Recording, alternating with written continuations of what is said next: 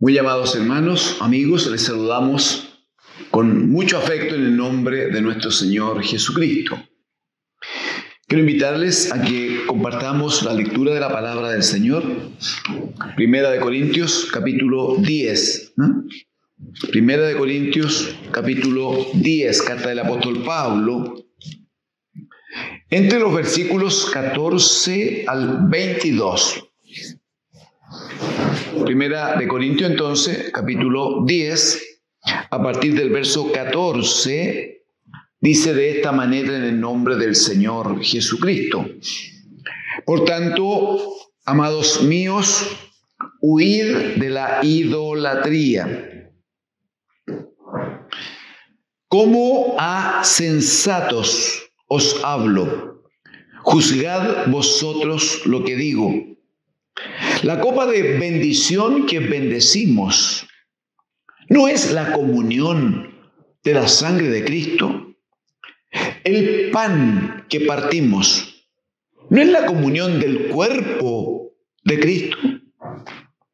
Siendo uno solo el pan, nosotros, con ser muchos, somos un cuerpo. Pues todos participamos de aquel mismo pan. Mirad a Israel según la carne, los que comen de los sacrificios, ¿no son participantes del altar? ¿Qué digo, pues? ¿Que el ídolo es algo o que sea algo lo que se sacrifica a los ídolos? Antes digo que lo que los gentiles sacrifican a los demonios los sacrifican y no a Dios. Y no quiero que vosotros os hagáis participantes con los demonios. No podéis beber la copa del Señor y la copa de los demonios. No podéis participar de la mesa del Señor y de la mesa de los demonios. O provocaremos a celos al Señor. ¿Somos más fuertes que Él? Amén. Amén al Señor. El planteamiento del apóstol Pablo en esta porción de la Escritura está centrado en llamar la atención al pueblo, a la iglesia del Señor, a nosotros, acerca de cuidar lo que tiene que ver con la idolatría. Antes nos enseñó que debíamos cuidar lo que tenía que ver con la murmuración o con las palabras sin sabiduría.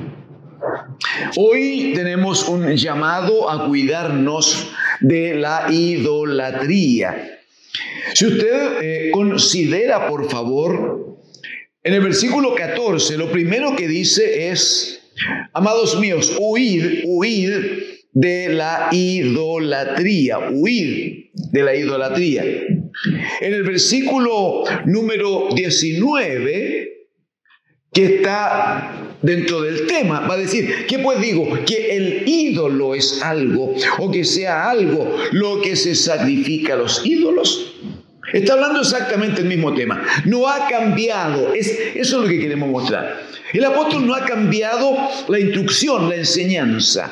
Dice que hay que huir de la idolatría. Hace un planteamiento que es el que vamos a examinar juntos hoy. Hace un planteamiento luego, pero sigue hablando, diciendo que digo pues. O sea, todo lo que he dicho entonces, dice, no es que esté referido al mismo punto. Entonces dice que el ídolo, dice, es algo, o que sea algo lo que se sacrifica a los ídolos. De hecho, va a ser una declaración fortísima, pero de una enorme verdad. Va a decir que lo que se sacrifica a los ídolos se sacrifica a los demonios. Porque hay un solo Dios, dirá Pablo a los Corintios, un solo Dios, el Padre, del cual proceden todas las cosas. Entonces, el que no está en el Padre, el que no está honrando al Padre, el que no está presentando sacrificios a Dios el Padre, entonces lo está presentando al demonio. Primera de Juan 5:19 va a decir, todo el mundo está bajo el maligno, todo el mundo. Entonces el que no está bajo Cristo está necesariamente bajo una acción maligna. Ahora, ¿cómo debe entenderse la idolatría en el concepto más amplio que la Escritura establece? Y allí dirá el apóstol, ¿no? A partir del verso 16, dice, la copa de bendición que bendecimos. La copa de bendición está haciendo referencia a la cena del Señor. Está haciendo referencia a ese momento en que Jesucristo, el bendito Hijo, toma su propia copa y la reparte entre sus discípulos, diciendo, este es el nuevo pacto en mi sangre que por vosotros es derramada. Entonces el apóstol, con esa figura, de hecho en el capítulo 11, él va a hacer una amplia exposición acerca de la cena del Señor y cómo debe prepararse y cómo debe tomarse y cuál es la disposición y cuál es el entendimiento que debe tener el que viene a participar, a tomar de la cena del Señor. Tenido ese telón de fondo, entonces dirá en el verso 16, la copa de bendición que bendecimos no es la comunión de la sangre de Cristo. Luego, el pan que partimos, ¿te recuerda la cena? Vino y pan, o pan y vino, si quiere hacerlo en el orden. Entonces dice, el pan que partimos no es la comunión del cuerpo de Cristo. Está diciendo que al comer el pan de la cena, uno participa de un solo cuerpo, el cuerpo de Cristo. Él lo dijo, este es mi cuerpo que por vosotros es partido. Y cuando comparte la copa, una sola copa, dice, este es el nuevo pacto en mi sangre, una sola sangre, la sangre de Jesucristo el Señor. Entonces dirá en el verso 17, siendo uno solo el pan, Nosotros, dice, con ser muchos, somos un cuerpo, pues todos somos participantes de aquel mismo pan. Cuando Pablo le escribe a los romanos en el capítulo 12, amados hermanos y amigos, cuando le escribe a los romanos en el capítulo 12, él le va a decir, hablando del sacrificio, ¿no?, que debemos presentar al Señor, hablando de la ofrenda que debemos presentar al Señor. Él dice, así que hermanos, os ruego, Romanos capítulo 12, por favor, versículo 1. Así que hermanos, os ruego por las misericordias de Dios que presentéis vuestros cuerpos en sacrificio vivo, santo, agradable a Dios, que es vuestro culto racional, inteligente, espiritual. Verso 2, no os conforméis, así dice, no os conforméis a este siglo, a este sistema, sino transformaos por medio de la renovación de vuestro entendimiento. Hay que entender, dice, algo nuevo, algo distinto, para que comprobéis cuál sea la voluntad de Dios buena, agradable y perfecta. Verso número 3, digo pues, por la gracia que me es dada a cada cual que está entre vosotros. Dice, mire, que ninguno tenga más algo, que no tenga más alto concepto de sí que el que debe tener, sino piense de sí con cordura, conforme a la medida de fe que Dios repartió a cada uno. ¿Por qué? Y aquí está la explicación. ¿Por qué lo del sacrificio vivo? ¿Por qué lo de no conformarse al sistema? ¿Por qué lo de no tener más alto concepto? Porque, verso 4, de la manera que en un cuerpo tenemos muchos miembros, muchos miembros, pero no todos los miembros tienen la misma función. Así nosotros, siendo muchos, somos un solo cuerpo en Cristo y miembros los unos de los otros. Esta verdad que el apóstol revela, manifiesta a los hermanos de Roma, es lo que le está diciendo a los hermanos de Corinto cuando habla de la idolatría. Y está diciendo, ninguno entonces tenga un concepto distinto, como dicen los romanos, ninguno tenga más alto concepto de sí mismo que el que debe tener.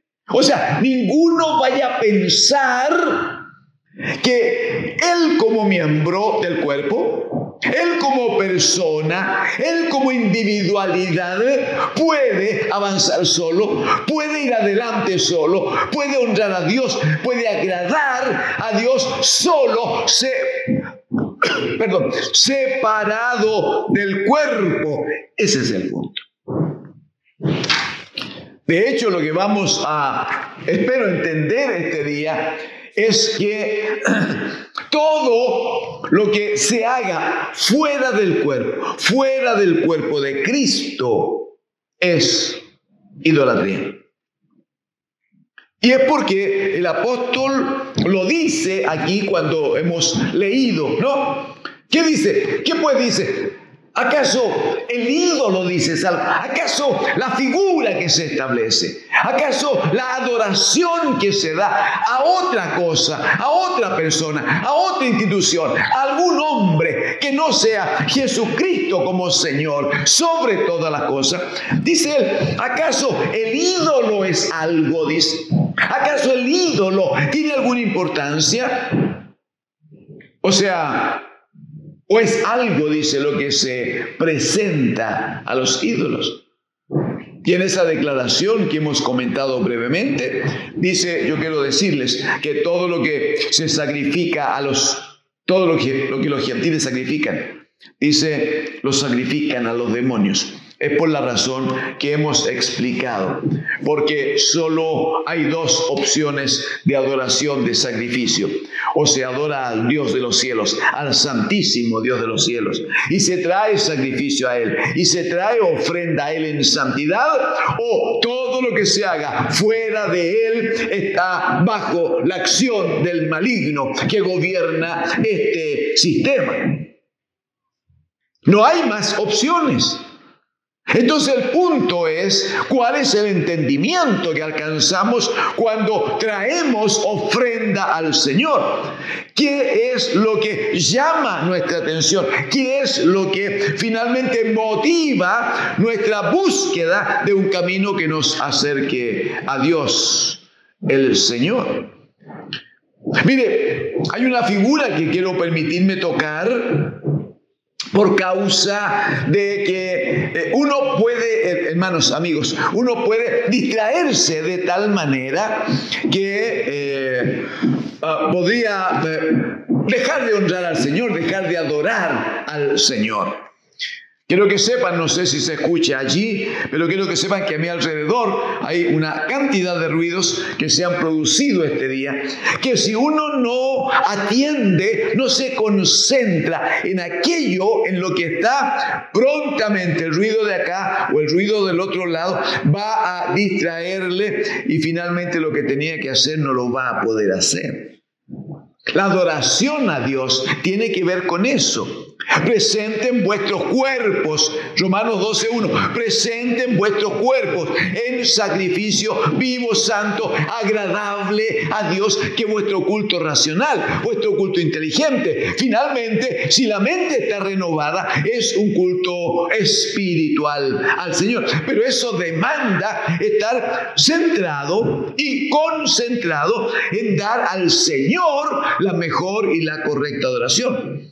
Si uno no lo lo hace a la manera que Dios exige, de la forma que Él demanda, por el medio que Dios ha establecido. Cualquier otra cosa, incluso con buena intención, va necesariamente a distraernos, va a equivocar el camino. El resultado va a ser muy lejos de lo que Dios espera de cada uno de nosotros. Por favor, acompáñeme. Primera de Reyes, capítulo 11. Primera de Reyes, capítulo 11.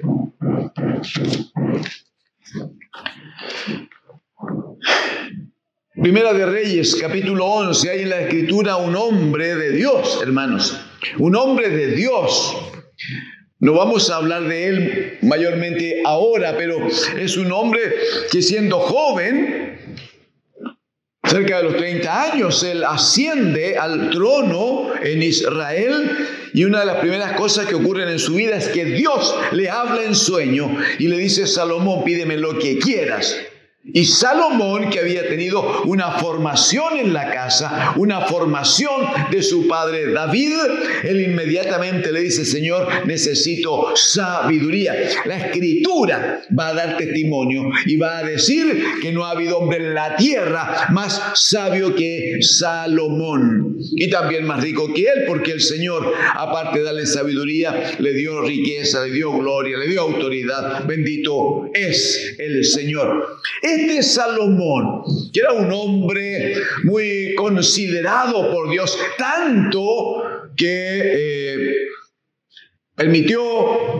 provocó que escribiera mucha palabra que venía de Dios a través de su sabiduría. Sin embargo, en el capítulo 11 de Primera de Reyes, mire cómo está dicho respecto de la adoración. De eso hablamos. Mire, dice: pero el rey Salomón amó, además de la hija de Faraón, a muchas mujeres extranjeras. Las de Moab, las de Amón, las de Edom, las de Sidón y las Eteas. Gente de las cuales Jehová había dicho a los hijos de Israel. O sea, había un mandamiento. Por eso nos importa el pasaje, porque había instrucción. Entonces no se puede pretender adorar a Dios y hacerlo a la manera mía. No. Si Él es el festejado, si a Él es al que hay que dar gloria, entonces hay que hacerlo como a Él le agrada, a la manera de Él, según la instrucción que de Él tenemos. Amén. El problema es que este Salomón amó, dice, a muchas mujeres. Sí, pero todas las que se citan son pueblos paganos.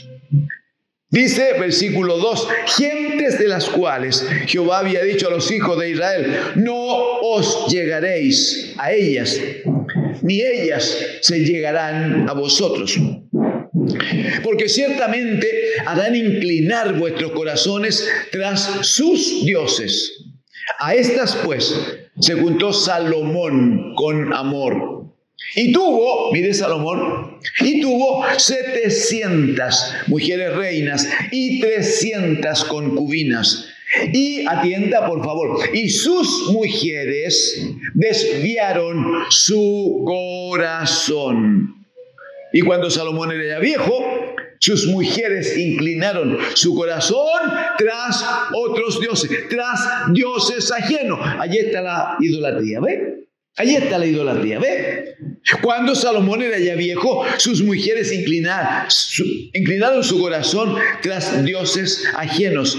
Y su corazón ya no era perfecto con Jehová su Dios, como el corazón de su padre David. Porque Salomón siguió a Astoret, diosa de los sidonios, y a Milcom, ídolo abominable de los amonitas. E hizo Salomón lo malo ante los ojos de Jehová. Y no siguió cumplidamente Jehová como David y su padre. ¿Por qué hizo lo malo? Verso 7. Porque edificó Salomón un lugar alto a Quemos, ídolo abominable de Moab, en el monte que está enfrente de Jerusalén, y a Moloc, A este Moloc se le adoraba entregándole a los hijos pequeños y los sacrificaban quemándolos en el fuego.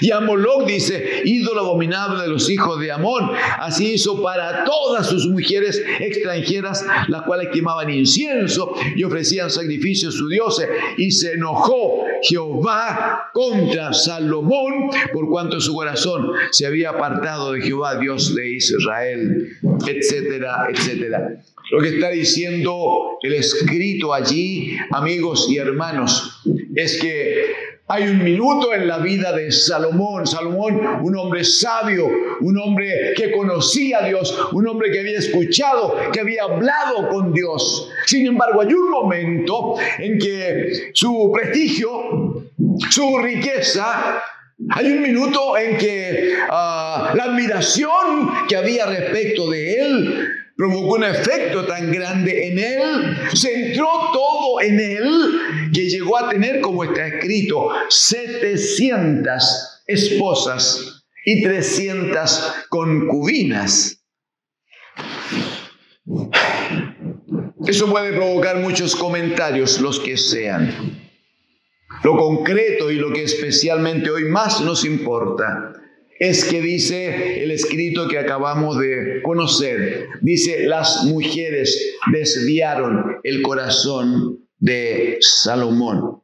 Estaba tan centrado en sí mismo, estaba tan centrado en su satisfacción, en satisfacer los apetitos de su carne. Estaba tan interesado en pasarlo bien. El placer era tan importante en él que se rodeó de estas 1000 mujeres, que todas eran suyas, estaban a su servicio, pero lo que descuidó es que sobre el placer de la carne, sobre el placer temporal y momentáneo, debió haber estado siempre la comunión con Dios, el respeto a Dios, la adoración a Dios, el reconocimiento de que lo que tenía no era suyo, no le pertenecía, estaba entregado en administración y se centró en él y se olvidó de que debía dar a Dios el Señor toda la gloria y la honra. Entonces las mujeres, aquellas que le provocaban el placer, aquellas que le hacían sentir bien, aquellas respecto de las cuales estaba siempre rodeado, atendido y acariciado, provocaron que su mente se apartara del objetivo, se apartara de la verdadera razón que tenía su vida para honrar, dirá capítulo 1 de Efesios, dirá Pablo a dicha iglesia que nosotros hemos sido creados para la alabanza de la gloria de su gracia. Creados para la alabanza de la gloria de su gracia. Todo eso lo olvida Salomón porque estaba centrado en él. Atender a tanta mujer, que las mujeres estuvieran con él, que las mujeres le provocaran mucho placer. Estaba tan centrado en él que cuando las mujeres empezaron a llevarlo a la adoración de otros dioses, no tuvo capacidad para discernir. ¿Recuerda lo de Romanos? Lo de Romanos en el capítulo número 12.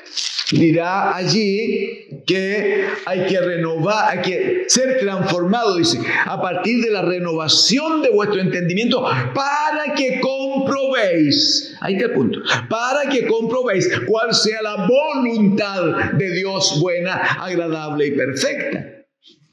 La voluntad de Dios nunca ha sido que el hombre adore a otros dioses.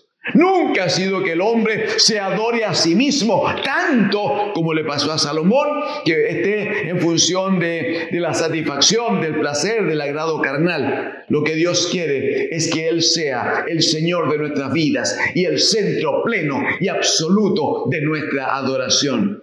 Amigos y hermanos, ¿qué duda hay que salirse de quitar el foco, permítame la figura, quitar el foco de Jesucristo como Señor, como centro de adoración y alabanza de nuestra vida, como objetivo de nuestra existencia, quitar la mirada de Jesucristo como el modelo a seguir, quitar la mirada de aquel que gobierna con el Padre en los cielos y dejar de adorarle a Él para adorarme yo o adorar lo que está a mi alrededor. Todo eso es idolatría. Y es terrible porque la Escritura dice que ningún idólatra entrará en el reino de los cielos. Permítame exhortarle con gran afecto. Revise qué es lo que está adorando, a quién está adorando. Revise cuál es el centro de su preocupación. Revise qué es lo que más importa a su vida. ¿Es estar en la presencia de Dios, estar en la comunión de Dios? ¿O es buscar la satisfacción, el placer? ¿O buscar que hombres, instituciones, gobiernos satisfagan sus deseos temporales y carnales? Todo eso es parte de una adoración a ídolos. Ídolos que no tienen capacidad para atenderle, ídolos que son temporales, ídolos que pronto pasan y con ello pasan las esperanzas de los hombres. Deseo que Dios, el Señor, les bendiga.